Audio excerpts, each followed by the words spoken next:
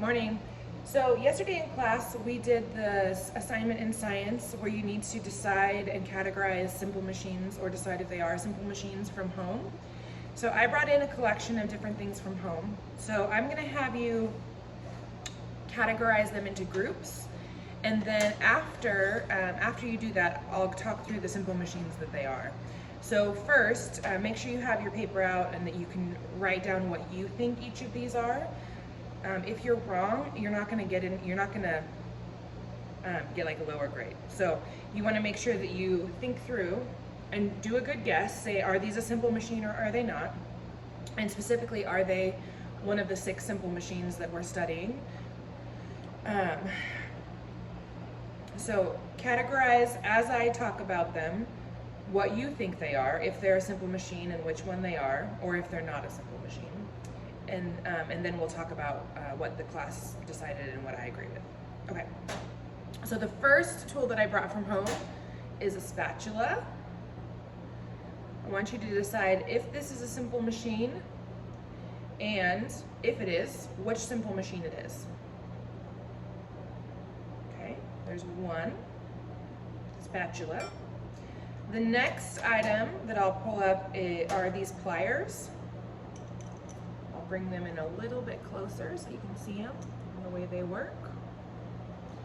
I want you to decide, are these a simple machine or are they not? So pliers, that's what these are. Are they a simple machine? Are they not? Which simple machine are they? I have a fork. Think about how a fork might be used.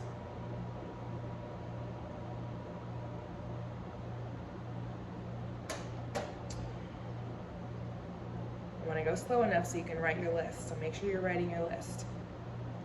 We also have some canned food that has one of these tabs that you lift up and it breaks the seal so you can peel the lid off. So that tab is what we're wondering, is that a simple machine or is it not? The next item that we're looking at is a pizza cutter.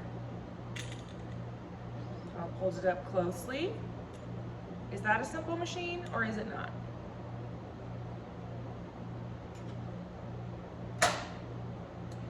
And then the next item that we talked about is a spoon, like a cooking spoon. So I would like you to pause the video and write which simple machines you think each of these are.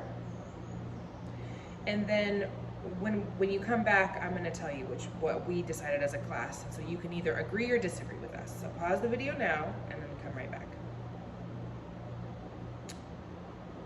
Okay, so hopefully you've written down what you think each of these are, and I'll go through and talk to you about what we, as a class, how we categorize them. The one thing I also threw in the group when I did it for the class was a remote for the Promethean board, and I threw that in there just kind of as a challenge. It's a machine, but it's not a simple machine. There's a lot of stuff going on in there.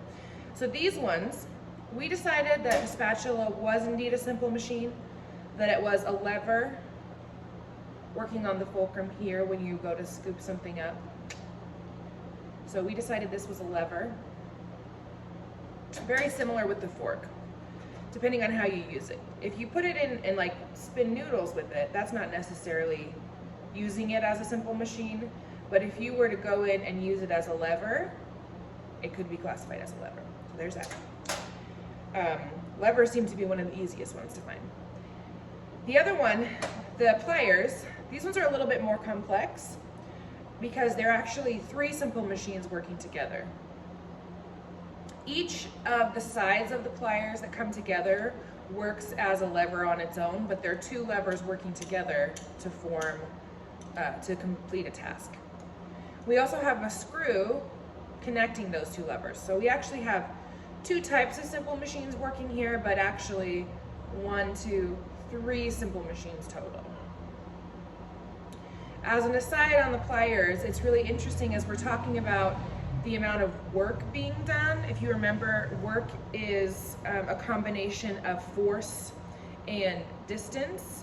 And when we're doing when we're using this to do work and we're really close to the work being done, we would have to exert a lot more force to do the same task if we're a closer distance.